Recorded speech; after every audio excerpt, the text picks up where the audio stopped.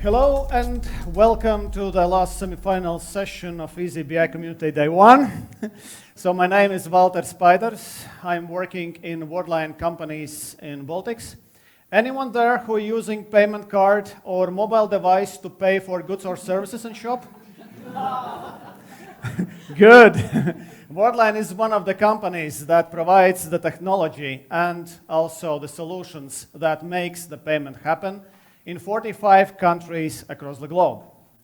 I'm a quality and card scheme compliance manager.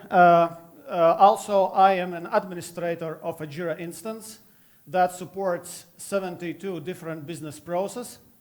And today's my presentation will be about one of them, about the customer service, which is paramount from the business perspective and technically is one of the most complex and most challenging to implement.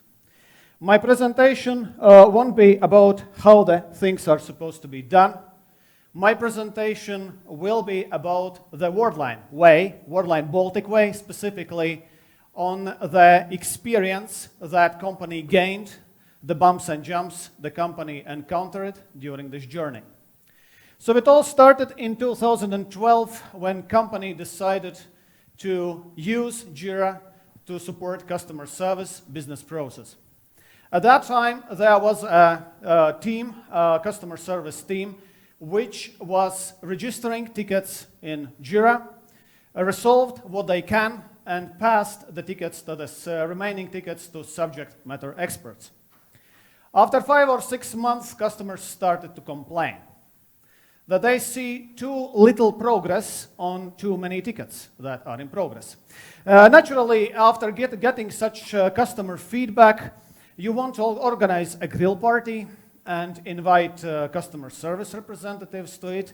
So they came and said, yes, we are very well aware of the situation, but we can't do anything because these tickets are completely out of our control.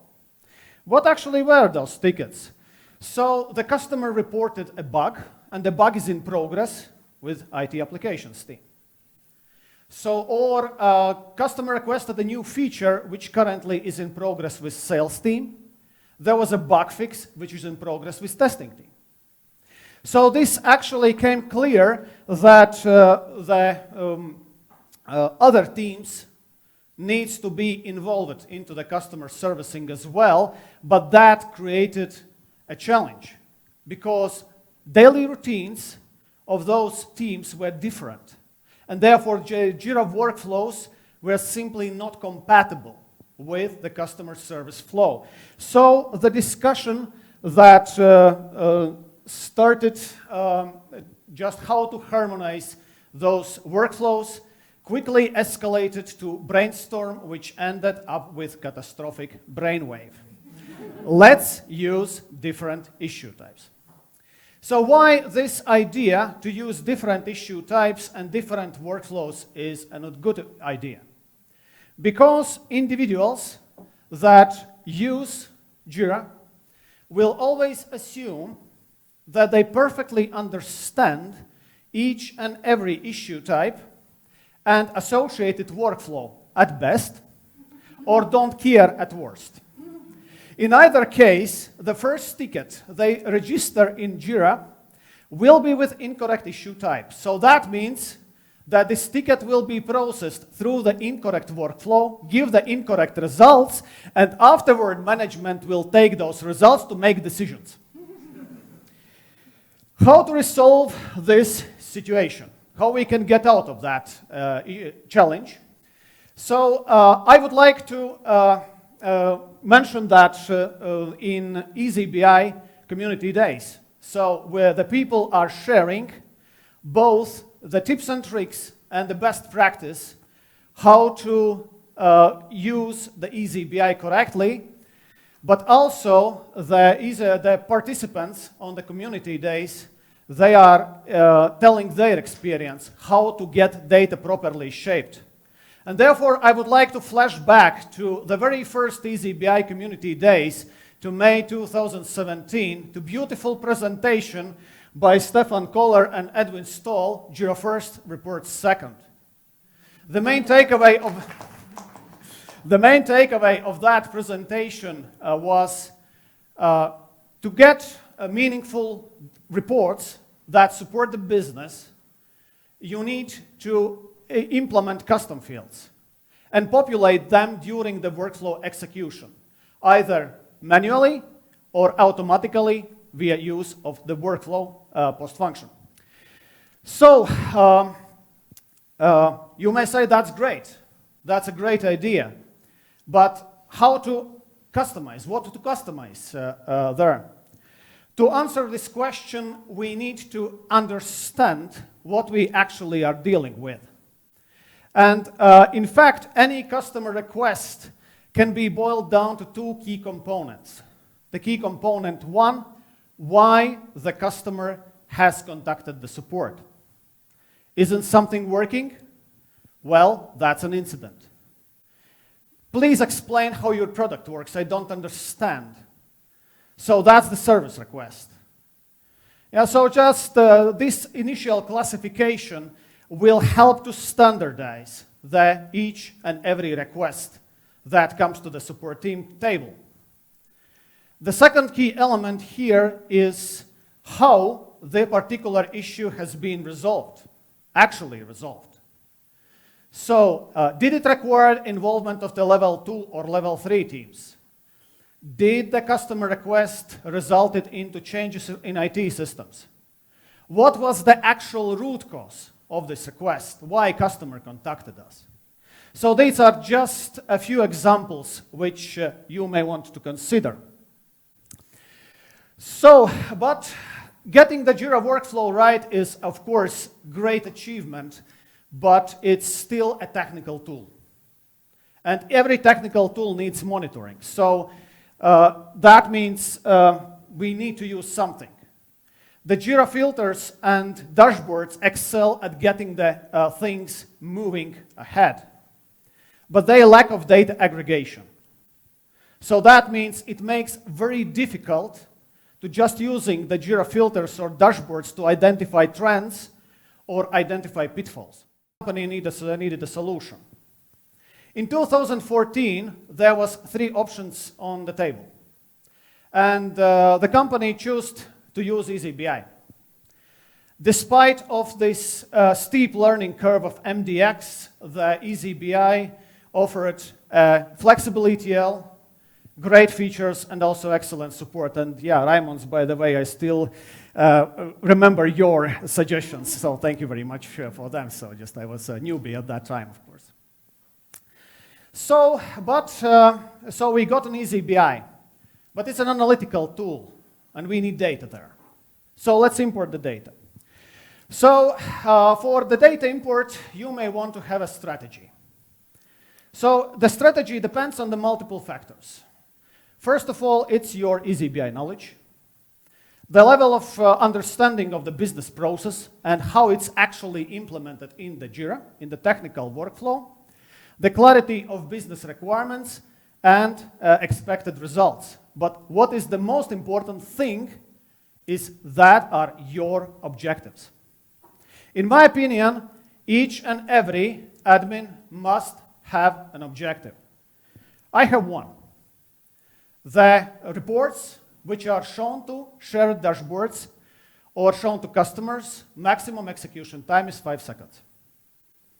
And luckily, eazyBI provides a built-in functionality, usage statistics, which of course you need to enable in the eazyBI data administration settings, which are showing my performance to everyone who needs it. Some people are asking how it is possible to build such a performance report. Well, that's why I have an objective. To fulfill my objective, I need 2 things. First of all, strategic placement of the custom fields in the Jira workflow. And the second thing is move all these complex MDX calculations to the ETL. And I'm using JavaScript calculated custom fields for that. So the result you can see on the screen. So after you having data import, next step is to build reports. Anyone there who uses averages? Great. Anyone there who uses averages to determine their team's performance? Strange, because I'm going to use them right away. Because, why? Because we have two teams. Both are of similar size, similar headcount, roughly same level of experience. So they are also handling comparable number of tickets, which are basically the same difficulty. So what we see now is that the team one, it took 9.4 calendar days to resolve the single customer request, while for team two, it took a whopping 24 calendar days to resolve the same level of the difficulty of the ticket. So that indicates that the team one's performance is 2 times better than the team two. Anyone there who agrees with that? Oh, maybe. Drill down to the details, yeah, because does it mean that all bonuses goes to team one and the team two can be blamed for the bad performance? Let's check the details, as Raimond suggested. So for that, I will add one dimension in this report. This is a dimension which is available in the eazyBI. It's built in, but you need to specifically enable it in the account settings, this interval dimension. And after you do the data import, you need to actually set it up. So I saw that there was one presentation today which was mentioned, how also there was a screen, how to, screenshot, screenshot, how to do it. So I will use just up to 5 days, 5 to 30, more than 30, for the purpose of this presentation. So, and addition of this time dimension, time interval dimension, changes the picture completely. What we see now is that the team one and team two, they both resolve the tickets very, very fast. So we are dealing with incoming flow very well. What makes it different? It's long-standing tickets, long-standing issues. So we see that the team two actively works with these long-standing issues, and that actually is the cause why it's pushing up these averages for the team two, which is not the case team one. That prompts me to just pull another report from eazyBI, issues due over the age interval, which completes the picture. And now the situation is pretty much clear. The team two has started their period with a huge backlog, enormous backlog. And they worked really hard to push it down to manageable levels, which is not the case for team one. As we can easily see, the team one is actually a few weeks away from the customer complaint. We see too little progress on too many tickets that are in progress. The second thing what I would like which I would like to mention today is customization. So I mentioned it quite a lot of times, and there was also other presenters today which mentioned the same topic, why the customization is important and how it can help your business. Here is a report that allows customer service to take action on Jira issues that doesn't exist yet. What this report shows, there's a customer in a row, the time in columns, and as a measure, I'm using a tuple, which contains of measures of issues created, and a specific value of the custom field. 0 values in this report indicates that the customer may not have received all information they should. So the team can take action and just provide this information, therefore effectively avoiding the SLA breaches. So we now have reports, and the next step is to publish them. There are many ways to do that. So during today's presentation, you have already mentioned Jira dashboards, eazyBI dashboards, wallboards. So choose whatever fits you. But our experience shows that creation of common shared dashboards and sharing them across different teams and using the same dashboards to do the management reporting greatly improves and greatly boosts the trust and the confidence that the data which are shown in those reports are correct. Also, in some cases, you may want to share the eazyBI reports with your customers. If you do that, you may want to consider a dedicated account for each and every customer. In some cases, to do the correct reporting, you may need to import also the tickets from internal projects, which of course may have some effects, underside effects, exposure of internal information, for example. And just to truncate these fields which may carry this sensitive information, you may want to put a JavaScript code into the Jira import options of the particular account. So, for example, in this case, the issue fields summary will be truncated with asterisks during the import process. Your recipe of A, B, C, D, and me will be different. I'm pretty sure about that. But the experience of Worldline in Baltics and also other presenters today shows that the customer service is not just a business of the customer service team. That's a company-wide effort. So therefore, just let's start with the Jira workflow, make it to fit the business process, and record all necessary metadata. When you do analysis, consider time-based approach over the averages, because averages may give wrong picture. Consider centralized sharing dashboards for monitoring, and also just management reporting, just to make sure that everyone is on the same page. And if you provide eazyBI reports to customers, consider separate accounts for each and find the right balance, what to show to client and what to keep private. My presentation is not over yet. I have still one slide to go. Do you have any questions?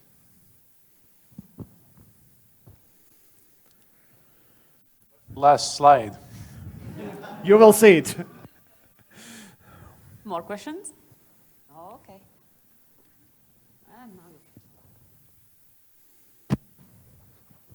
Excellent skill there. I was just wondering, so because Worldline, you know, it's a large organization, the support ticket amount is roughly what matches some of my customers' size and so on.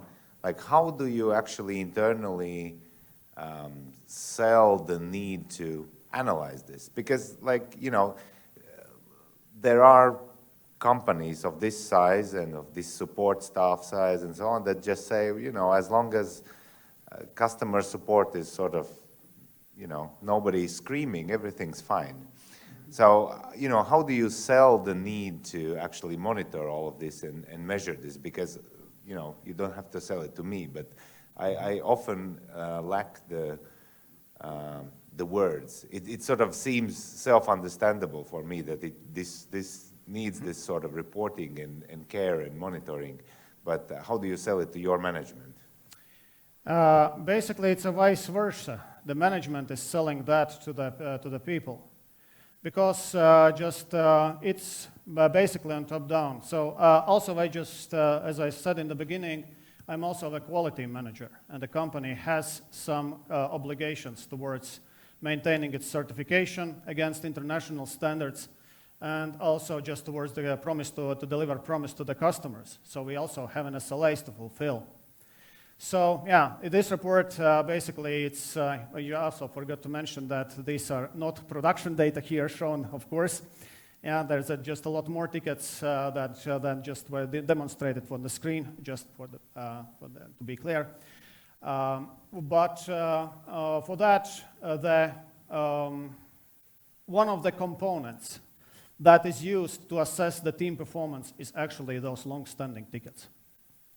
Because just from the management perspective, what impacts the customer satisfaction or net promoter score most. These are not those tickets that are resolved in a very short and very short time. There are exceptions, of course. Yeah.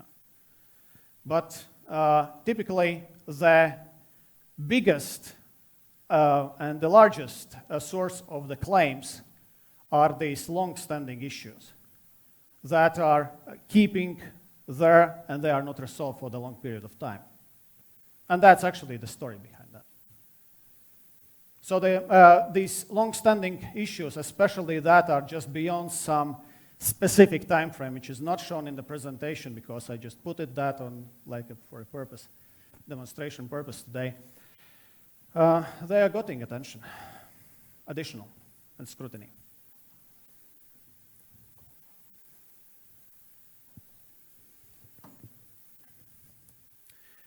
Thank you. Then, Yeah. thank you.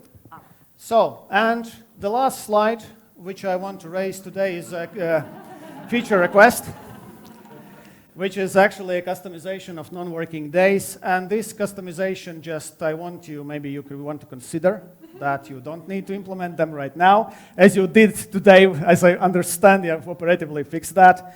This just customization of non-working days may be important for the companies that work cross-border. And different countries have different public holiday schedules. And in eazyBI, so you can define this, the public holiday schedule in the account level. So it would be good that for me, it would, what is my wish list? Yeah? So first of all, please calculate Easter holidays. That's one thing. Then just define, introduce ability to define country. And create recurring holidays for that particular country and also for special public holidays.